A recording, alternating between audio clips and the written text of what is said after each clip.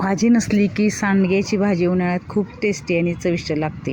त्यासाठी हरभऱ्याची डाळ, मुगाची डाळ, मटकीची डाळ आणि मसूरची डाळ अशा 4 डाळी घालून मी सांडग्याचं पीठ दळलं. घरातच आहे ना चक्की त्यामुळं. आणि लाल तिखट, जिरे, मोहरी थोडं म्हणजे आमच्या पद्धतीने आणि मीठ चवीनुसार असा सगळा मसाला सांडग्याचं पीठ मळण्यासाठी. आणि थोडंसं लसूण पण घातला होता, त्यामुळं फार म्हणजे छान झालं ते काय लसणाची. आणि भाजी करताना मग दुसरा लसूण घालायची गरजच नाही वरून फोडणी देताना. असं सगळं मसाला घालून असं मिक्स करून घेतलं पीठ.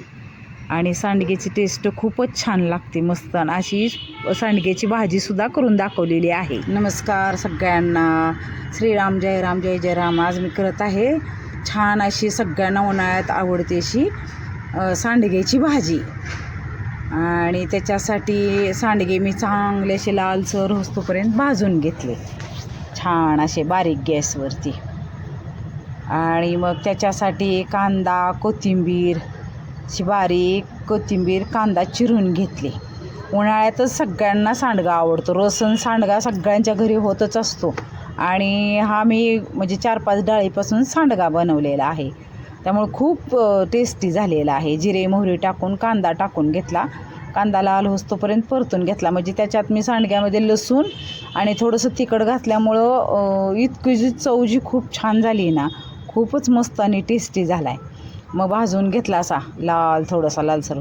तो थोडासा खलबत्त्यात असा ओबडधोबड असा त्याच्यावर खलबत्ता मारून घेतला. म्हणजे आमची आई जशी करत होती तसा मी सांडगा केला. असा लालसर होस्तोपर्यंत कांदा चांगला भाजून घेतला, थोडा हिंग आणि थोडीशी हळद ते पण परतून घेतली चांगली. आणि लाल मस्तपैकी असं माझं सुंदर चणचणीत असं तिखट, लाल तिखट टाकून घेतलं चमच्यावर. आणि थोडी कोथिंबीर टाकून घेतली. आणि जरा सांडगा मी कुठला होता ना तो टाकून घेतला आणि चांगला परतून घेतला. असा कांद्याबरोबर परतून घ्यायचा. आणि 2 ते 3 माणसाला पाहिजे एवढं मी पाणी ओतून घेतलं सांडग्यात. असा अंगाबरोबर रस्सा केला सांडग्याचा. रपथप पण म्हणतात, कोण म्हणतं अंगाबरोबर रस्सा. असा उन्हाळ्यात सगळ्यांनाच आवडतो सांडगा. आणि जास्त करून चवीनुसार मीठ.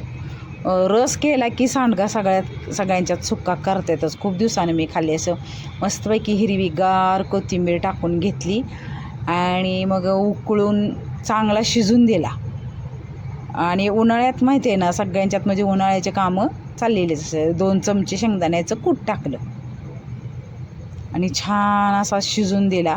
मी पण खूप दिवसातनं खाल्ला खरं सांडगा आणि मला खूप आवडतो. मी आज खरं सांगू का, एक चतकूर भाकरी जास्तच खाल्ली ह्या सांडग्याबरोबर. असा मस्तपैकी रस्सेदार सांडगा तयार झाला होता, शिजला पण होता इतका छान. बघा, तेल एवढं नाही मी टाकलं, असं थोडंच टाकलं होतं, पण इतकं छान झालता ना चवीला. असा काढून घेतला वाटीत शिजल्यानंतर आणि खूप टेस्टी झाला होता. मला तर इतका आवडला ना. असा मस्त सांडगा तयार झाला. आणि खरं सांगू सांडग्याची रेसिपी पण केली ती, पण मला टाकणं झालेलं नाही. पण खूप टेस्टी अशी चव आली माझ्या तोंडाला. इतका टेस्टी सांडगा झाला होता. तुम्हाला जर सांडग्याची रेसिपी आवडली असली तर लाईक, शेअर, सबस्क्राईब करा प्लीज माझ्या चॅनलला.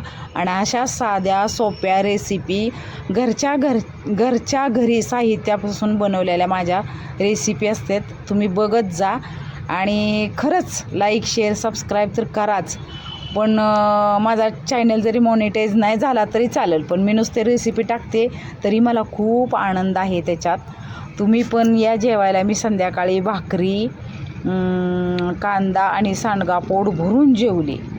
प्लीज माझ्या चॅनलला सबस्क्राईब करा.